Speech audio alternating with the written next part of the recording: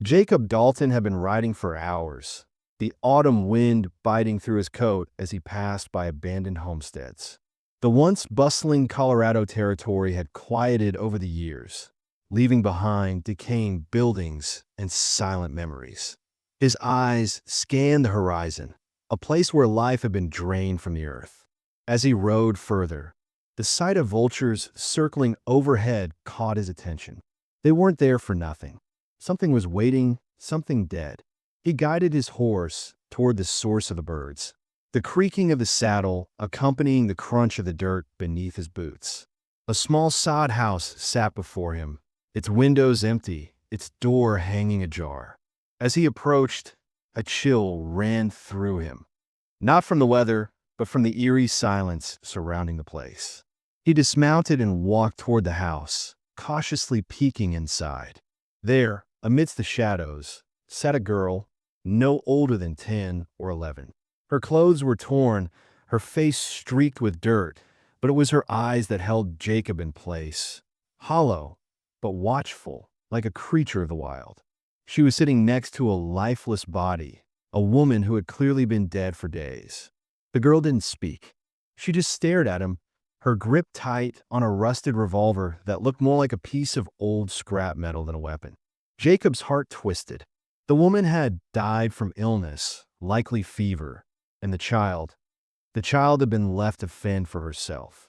He thought about his own daughter, Lucy, who had died 8 years ago from the same cruel sickness that had claimed the woman's life. A part of him wanted to walk away, but another part, the part that had buried his own daughter and never gotten over the loss, couldn't. This child, she reminded him so much of Lucy, yet there was something about her that was different. She was fierce, even in the face of death. "Come with me, kid," Jacob said, his voice gruff, a mix of command and compassion. He didn't wait for her to respond. He couldn't. She didn't need to answer. The decision had already been made for them both. He took the child by the hand, leading her away from the desolate sod house and toward his horse. The woman's body would be buried soon. But for now, there was a bigger question at hand. What would become of this child? As they made their way back to his ranch, the wind howled louder, a storm brewing in the distance. The girl, who had been so still and silent, now seemed to be constantly scanning the horizon, her eyes darting nervously as if expecting someone to appear at any moment. Jacob didn't understand it, but he didn't push. She'd talk when she was ready. The ride was long, the sky darkening with the gathering storm. But it wasn't just the weather that weighed heavily on Jacob's mind. It was the girl's secret. She had won. He could feel in his bones. Her mother had died clutching a leather pouch, which Isabella, as she had finally revealed her name to be, kept tightly gripped in her hands. She didn't let it go for even a moment. Jacob could only guess what it contained, but his gut told him that whatever was inside was important, something worth protecting at all costs. By the time they reached Dalton Ranch, the storm had settled into a cold, relentless rain. Jacob led Isabella into the log cabin that had once been home to his family. It wasn't much, but it was theirs. The smell of the barn, cattle, and firewood greeted them as they stepped inside. The warmth of the fire crackled, but there was no comfort in it for Isabella. She didn't want to sleep in the bed. Instead, she curled up in a corner, clutching the pouch, her back pressed against the wall. Jacob watched her for a moment, his thoughts drifting back to his own daughter, Lucy. How he had hoped for so long that he would have another chance to be a father.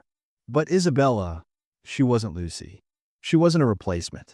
No, she was something different, something entirely her own. She needed protection, guidance, and most of all, she needed a family. He didn't know how he could give that to her, but he would try. Later that night, Jacob found himself lying awake on his bed, his eyes fixed on the flickering shadows cast by the fire. He had hoped for peace, for some sense of calm, but it was absent. There was too much uncertainty now. Isabella, sitting in her corner, never slept. She watched him intently, her eyes glistening in the firelight. The emptiness in them was replaced only by quiet vigilance. Jacob couldn't help but wonder who or what she was watching for. But that would have to wait. The night was long, but eventually the sound of rustling sheets told him that she was asleep. At last, the firelight flickered out as he drifted off to sleep himself. The next morning, Jacob found her gone from her corner, though her pouch still lay in the same spot. She wasn't there to greet him, but he could hear her moving outside. He rose, dressed quickly, and stepped out into the cold morning air. There, by the barn, Isabella stood. She wasn't alone. Rustler, his loyal cattle dog, was sitting at her feet, watching her with the same wariness Jacob had seen in her eyes. She looked different now, more at ease, more like a child who had found a home. But Jacob knew better. This was just the beginning. Whatever secret lay hidden in that pouch would soon reveal itself, and when it did, nothing would be the same. Jacob couldn't have known then, but this child would change his life in ways he couldn't yet imagine.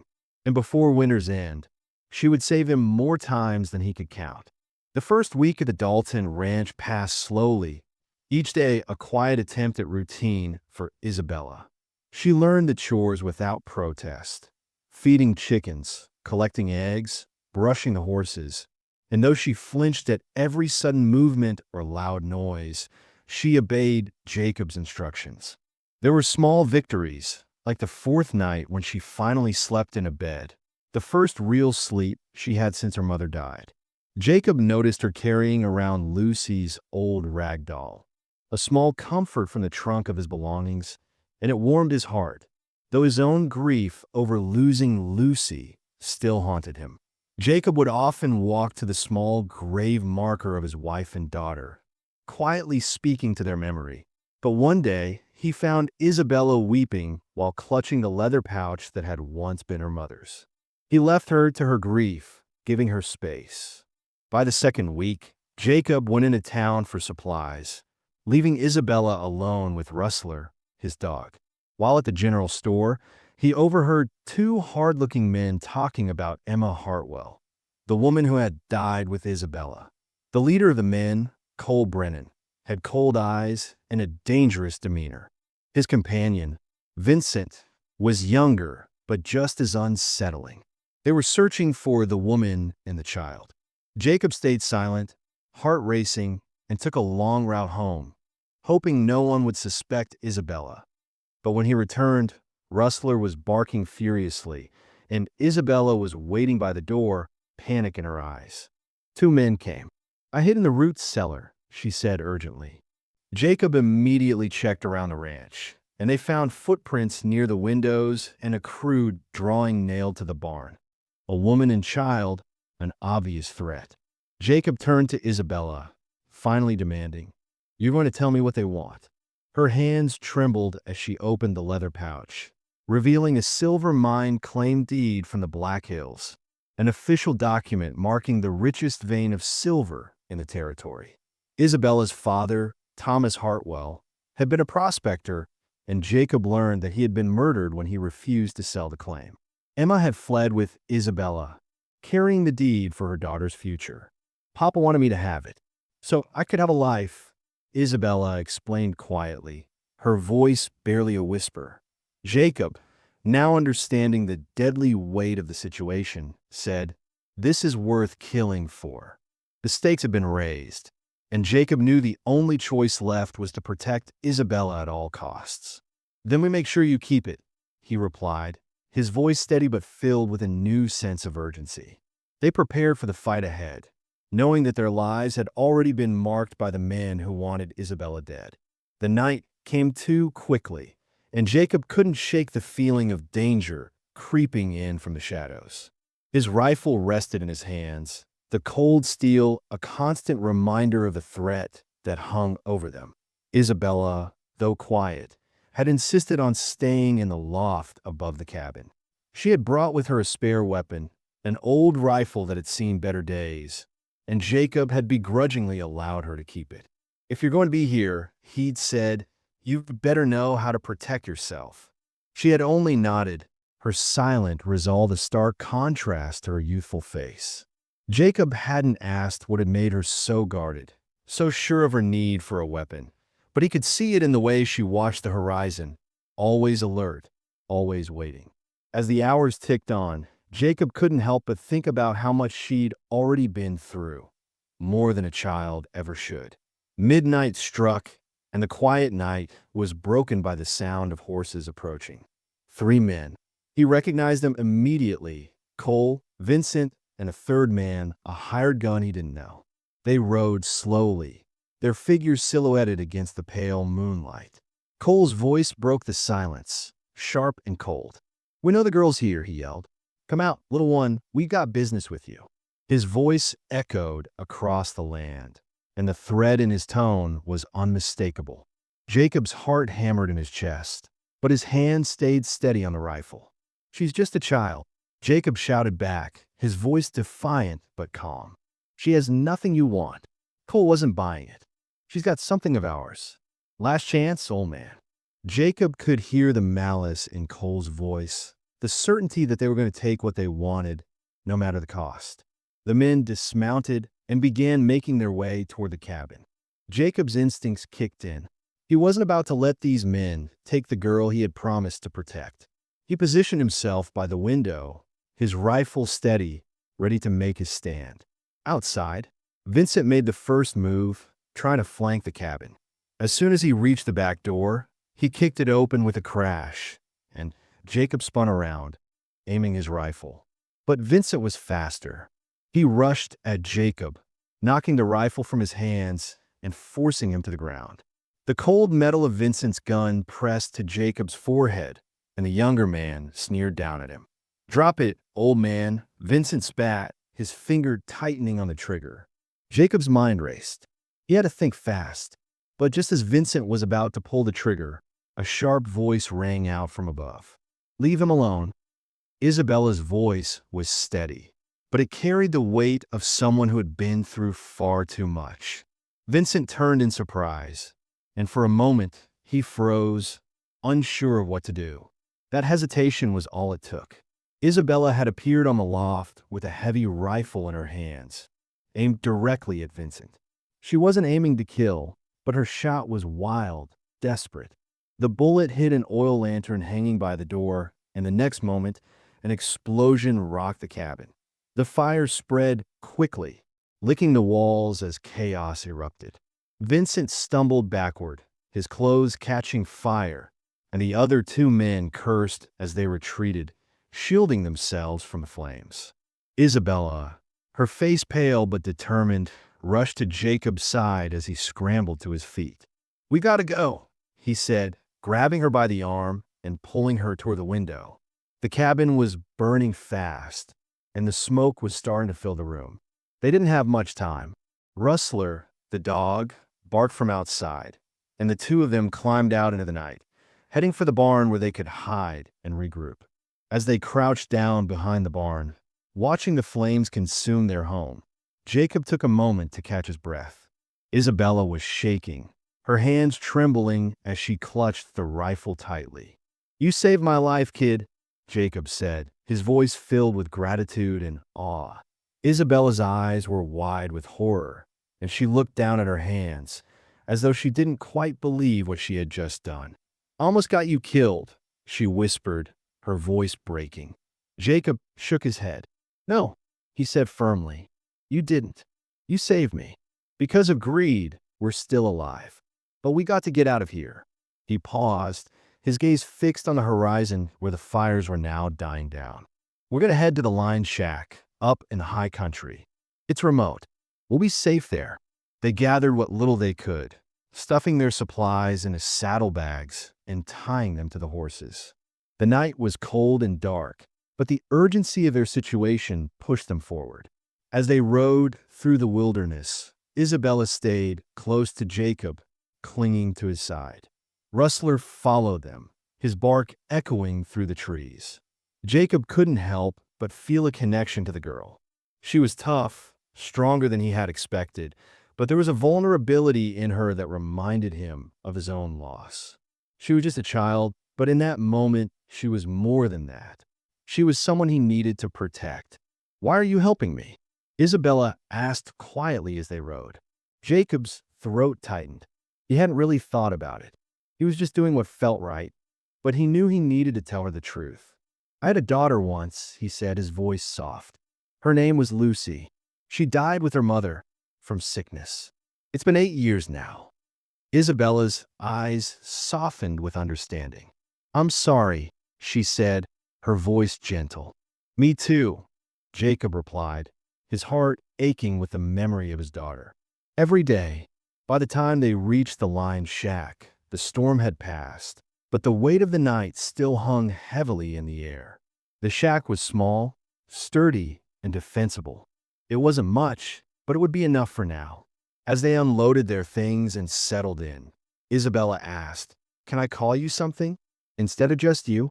Jacob hesitated for a moment before answering, his voice thick with emotion. "Jacob's fine," he said, though he could feel the lump in his throat. "Not Pa?" she asked, her voice tentative but hopeful. Jacob swallowed hard. He wasn't ready for that, not yet. "Let's stick with Jacob for now," he said quietly. But deep down, he knew that their bond was growing. She had already saved his life once. And in this new life they were forging together, there would be more moments like this, more moments where they would save each other again and again. As the night settled around them, Jacob looked out into the wilderness, knowing that the men who had attacked them were still out there. They would come for Isabella again, but this time, Jacob was ready. He would fight for her, for both of them, no matter the cost. The next 3 days at the Lion Shack were filled with an eerie tension. Jacob and Isabella were both keenly aware that they were living on borrowed time. The isolation of a shack was a blessing and a curse. Isolated from the world, but exposed to anyone who knew where to look. As the days passed, Jacob did his best to keep Isabella busy, teaching her how to shoot properly. He had no illusions about her safety, and he wanted her to be able to protect herself if the worst came. On the first day, he set up a tin can on a rock and handed her the rifle. "If someone's threatening your life," he said, "you don't hesitate. You take the shot, just like I showed you."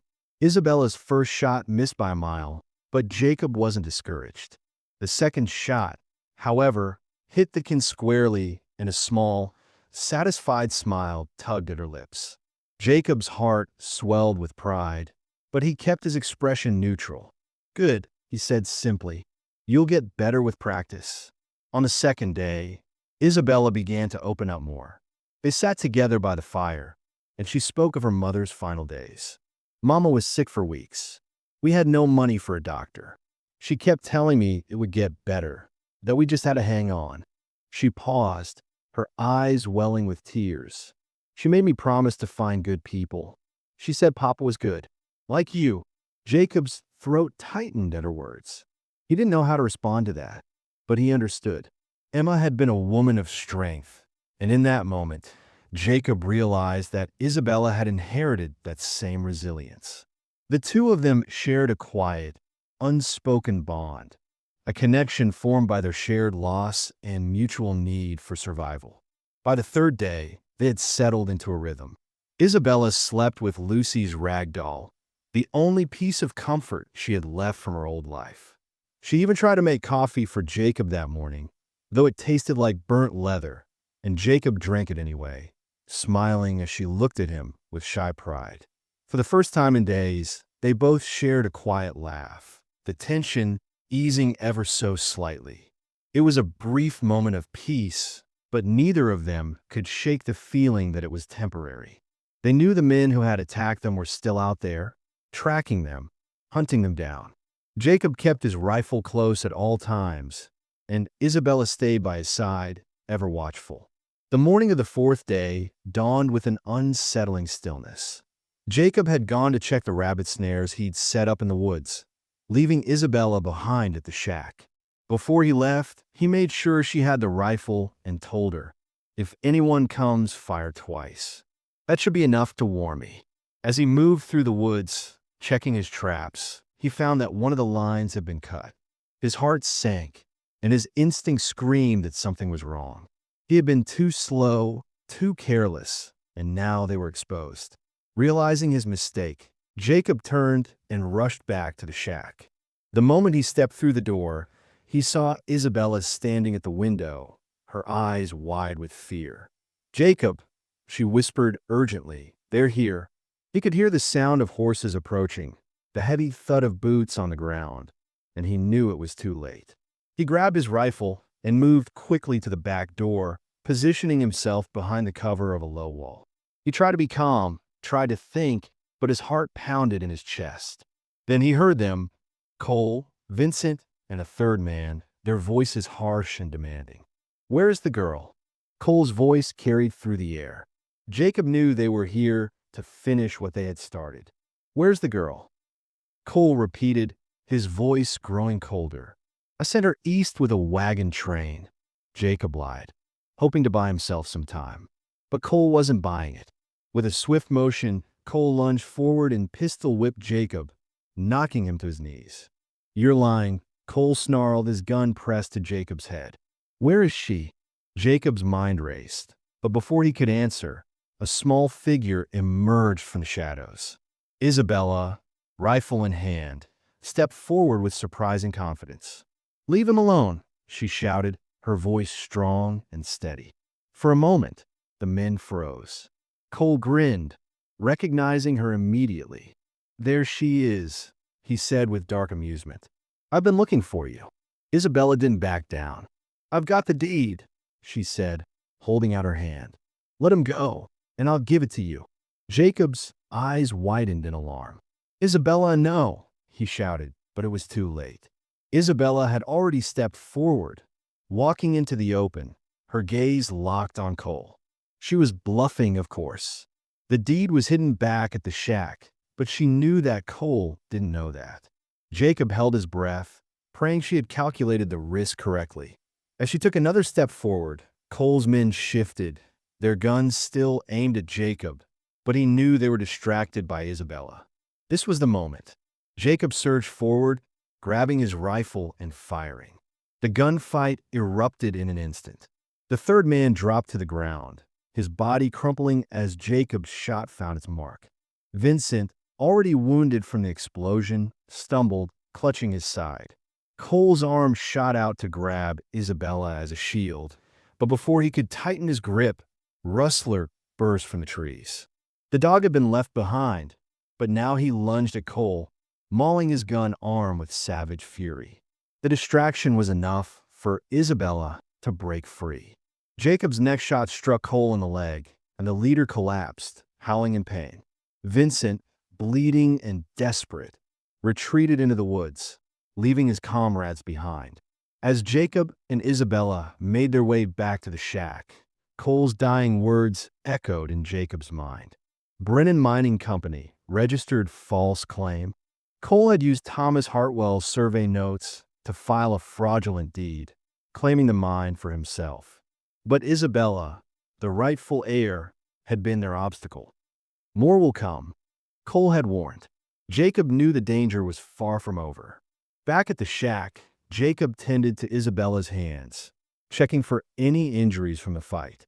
His mind raced with the decision before him: run or stay and fight. But Isabella's voice broke through his thoughts. "What would Lucy do?" she asked, her eyes serious, searching. Jacob's heart stuttered in his chest. He had never thought about it that way. "She'd fight," he said finally, surprised by the words as they left his mouth.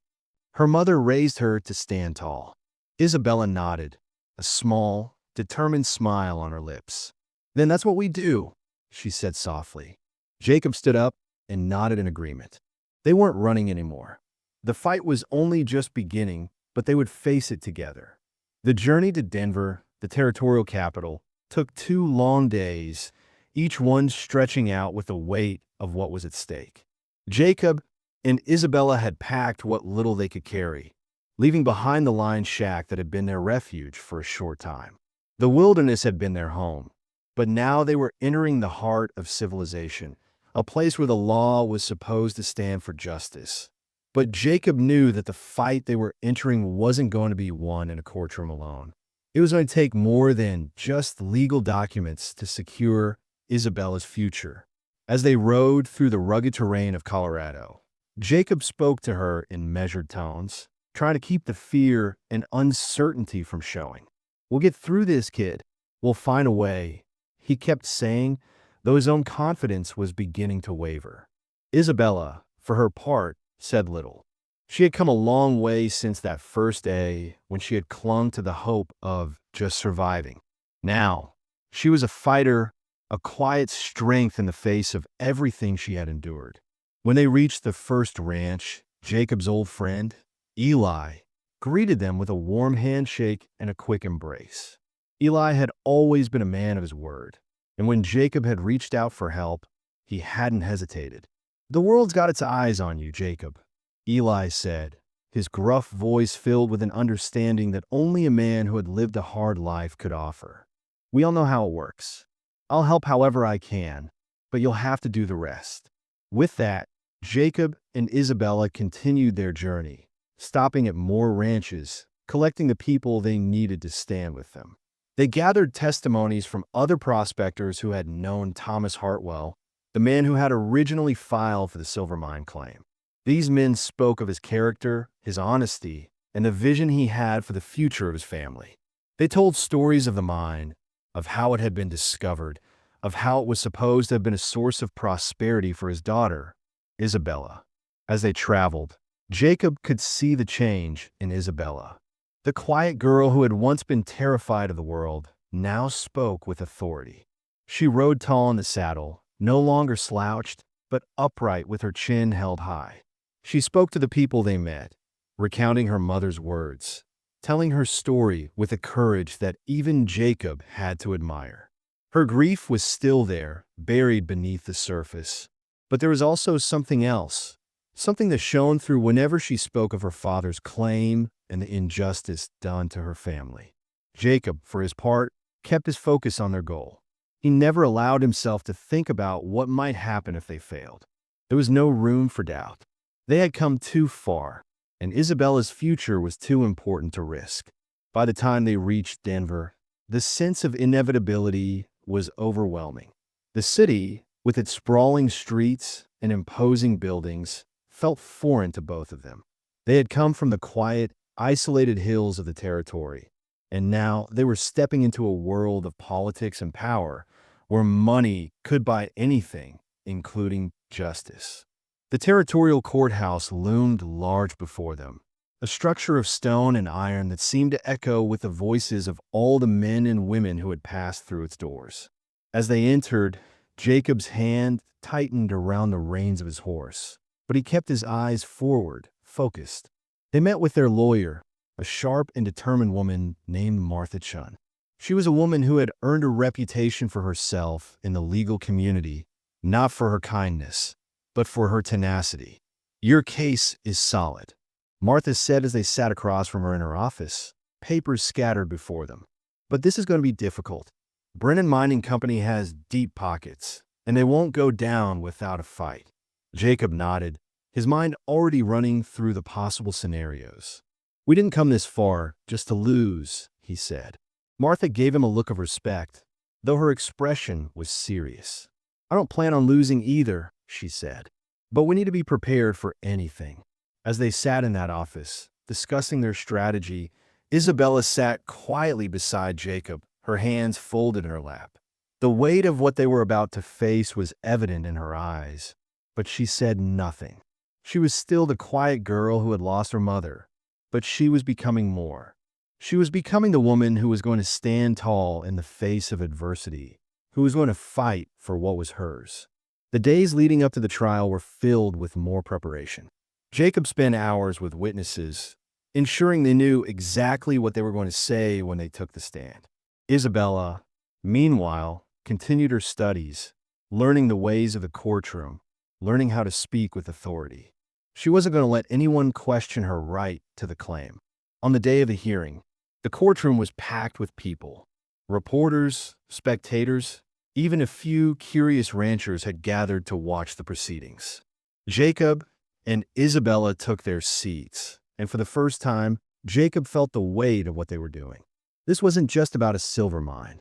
This was about Isabella's future, about the life she deserved to have. Martha spoke first, laying out the case with precision and confidence. She spoke of the fraudulent claim filed by Brennan Mining Company, of how Cole Brennan had used stolen survey notes to file a false deed. She laid out the evidence in stark terms, showing the timeline of events, the inconsistencies in Brennan's filings, and the witnesses who could back up every claim. When it was Isabella's turn to take the stand, Jacob held his breath. She had practiced for this moment, but he knew it wasn't going to be easy. The lawyers from Brennan Mining Company were ruthless, and they had already begun to attack her credibility. But when Isabella took the stand, there was no hesitation. "I know my mother's words," she said calmly when the defense attorney tried to break her down. "She told me the truth before she died. My father was murdered, and they want me dead too. But I'm not going anywhere." Her voice rang out clear and steady, and Jacob felt a surge of pride. This was the child he had promised to protect. This was the girl who had saved him more than once. The cross-examination came next, and Isabella held her ground. The opposing lawyer tried to twist her words, tried to paint her as a confused, grieving child, but Isabella was resolute. She had lived through more than most adults ever would, and she wasn't going to let anyone take that away from her. As Jacob listened, he realized that she wasn't just fighting for herself anymore. She was fighting for the future they both deserved. The court session ended with a recess, and as they stepped out into the hallway, Jacob's thoughts drifted to the one thing that had always kept him going: his promise to Isabella. He had promised to protect her, to make sure she had a future. And no matter what, he would keep that promise. They had come this far, and they weren't going to stop now. The next day, Jacob took the stand. His testimony was clear and direct. He spoke of his discovery of Isabella with her dead mother, of the attacks on his ranch, and of Cole Brennan's deathbed confession. When he finished, the courtroom was silent. There was no doubt left. The evidence was overwhelming. The judge took his time, but in the end, the ruling came down in their favor. "The claim belongs to Isabella Hartwell, legal heir," the judge said. "Brennan Mining Company must cease operations and pay damages." Isabella's face was a picture of relief, her shoulders slumping as the weight of the battle lifted from her. Jacob smiled at her, his heart full. They had won. The fight wasn't over yet, but this was a victory. And it was a victory that would change everything for Isabella. As they walked out of the courthouse, surrounded by supporters and reporters, Jacob felt a hand on his arm. He turned to see a man standing there, his face filled with anger. "You cost me everything," the man snarled. Jacob recognized him immediately. It was Marcus Brennan, Cole's brother, the owner of the mining company. Before Jacob could react, Marcus pulled a Derringer pistol from beneath his coat and aimed it at Isabella. "If I can't have it, no one will," he hissed. Jacob's heart stopped, but before Marcus could pull the trigger, Isabella kicked Jacob's knee, a signal they had worked out in case of danger. Jacob dropped to the ground, and Marcus's shot went wild, passing just above them. In the chaos that followed, a sheriff's deputy fired, wounding Marcus and arresting him on the spot. As the smoke cleared, Jacob turned to Isabella, his breath ragged. "You're okay?" he asked. She nodded. "You're okay?" "Yeah." Jacob laughed, his voice shaky. "That's 3 times now." Isabella blinked, confused. "What?" "3 times you saved my life," he said, a smile tugging at his lips. 3 times. The weight of the moment hit them both, and they stood there, safe at last. But what came next was still uncertain. They had won the court case, but the real battle was just beginning. 6 months had passed since the trial, and the Dalton Ranch had undergone a transformation. The log cabin that had once seemed so small, so barren, was now a home in every sense of the word. The new barn had been built, sturdy and functional, with a large loft for storage and the livestock. The fields, which had once been nothing but wild, overgrown land, now bloomed with wildflowers that dotted the land in patches of vibrant color, signaling the promise of new life. Jacob had poured every ounce of energy he had into rebuilding not just the land, but his own life and Isabella's as well. Their life together, which had started so painfully, was now becoming something better than he could have ever imagined. Inside the cabin, the rooms were full of life. Isabella's bedroom had been outfitted with a new window seat, a small bookshelf that was slowly filling with books, and Lucy's old rag doll, now a permanent fixture on the bed. Rustler, the ever-faithful dog, was growing older, his muzzle streaked with gray, but still as loyal as ever. He'd become a fixture of the family, an ever-present companion in their quiet life. But perhaps the most significant change was Isabella herself. She wasn't the quiet, reserved child who had arrived at the ranch. The girl who had once clung to survival was now becoming the woman who was shaping the future. She was learning to read and write, her handwriting neat and careful. She had begun drawing plans for the ranch, sketching out ideas for what the land could become. "We could build more," she said to Jacob one evening, showing him her sketches. "We could build an orphanage here." Jacob's heart caught in his throat. The idea was a small, quiet dream, but it was a dream nonetheless. She wanted to give back, to create a place for children who had nowhere else to go, a place where they could find a family. "An orphanage?" Jacob asked, his voice thick with emotion. "For kids like me, who got nowhere to go." Her voice had softened as she spoke, and Jacob knew that she had come full circle. She had survived, she had fought, and now she was ready to offer that same hope to others. "You sure?" he asked, his voice gentle. "That's a big job." Isabella smiled at him, her eyes shining with the same determination that had carried her through all the hardships. "I think we could do it," she said. "We can do it together." Jacob didn't know what to say. The thought of raising an orphanage was overwhelming, but then again, if anyone could do it, it was Isabella. She had saved his life more times than he could count. She had brought hope to his world again, and now she was ready to share that hope with others. The next few months were filled with hard work. Jacob used the money from the silver mine claim, now in Isabella's name, of course, to expand the ranch. He hired local ranch hands to help with the work, and slowly but surely, the land began to grow. More cattle were brought in, more crops were planted, and the ranch began to thrive in ways it never had before. It wasn't just the land that was changing, it was the entire community. People had started to gather around Dalton Ranch, drawn by the promise of a better life, and Jacob opened his doors to them. Neighbors brought their children, and they began to visit the ranch, playing with Isabella and learning from her. The small community that had once been isolated was now beginning to take shape, and Jacob couldn't help but feel proud of what they had built. The turning point came one warm spring day when a letter arrived from the territorial judge. Jacob had seen the seal before, and he knew what it meant. The adoption papers were official now, and Isabella was no longer just the girl who had survived. She was now Isabella Dalton, his daughter in every sense of the word. When the judge arrived at the ranch, he was met by a small gathering of neighbors, ranch hands, and a few close friends. Jacob stood next to Isabella as the judge read aloud the adoption decree. "This makes it official," the judge said, his voice carrying across the yard. "Isabella Dalton is now legally recognized as the daughter of Jacob Dalton, and as such, she will inherit everything that comes with this ranch, its land, its livestock, and its future." Isabella stood there, her hands clenched at her sides as the words sank in. "Is this what you want?" Jacob asked her, his voice thick with emotion. Isabella looked up at him, her eyes shining with tears.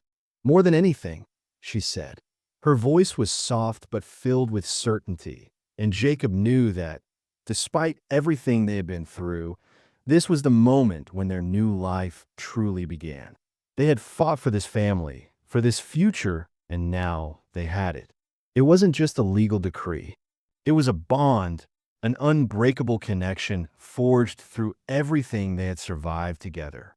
The ceremony was simple but filled with emotion, and as the judge signed the papers, Jacob felt a weight lift from his shoulders. He had promised to protect Isabella, to be her father, and now he had kept that promise. She was his, and he was hers. There was no going back. The days that followed were filled with a sense of completion. Jacob and Isabella worked side by side to make the orphanage a reality. They started building the new structure just behind the cabin, a place where children who had nowhere else to go could find a home. The first 3 children arrived within weeks: 2 boys, aged 8 and 6, and a girl, just 9. They were all orphaned by various tragedies, just as Isabella had been. It was a beginning. It wasn't much, but it was everything to Isabella. She took them under her wing, teaching them the things she had learned. She taught them to feed the chickens, to collect eggs, and to care for the animals. She showed them how to grow vegetables in the garden, how to cook over an open fire, and how to care for one another. It was a small thing, but it was enough. Jacob watched as Isabella cared for the children, her voice soft but filled with the same quiet strength that had gotten her through everything. She had found her purpose, and it was beautiful to see. The days turned into weeks, and the weeks into months. The ranch continued to grow, and the orphanage began to take shape. More children arrived, and with each one, Jacob's heart swelled with pride. This was what family was. It wasn't just blood. It was the people you chose, the people you loved and protected. Isabella had chosen to make this place a home for others, and Jacob was honored to be a part of it. The final piece of the puzzle came one quiet evening as Jacob and Isabella stood together, overlooking the land they had built. The sun was setting over the mountains, painting the sky with shades of orange and purple, and the children were running around the yard, laughing and playing. Jacob stood there, his arm around Isabella's shoulders as they watched the scene unfold. The fire crackled in the distance, the smell of roasting meat mixing with the fresh scent of the earth. Isabella turned to him, her eyes shining. "We did it, Pa," she said softly. "Yeah, kiddo," Jacob replied, his voice thick with emotion. "We did."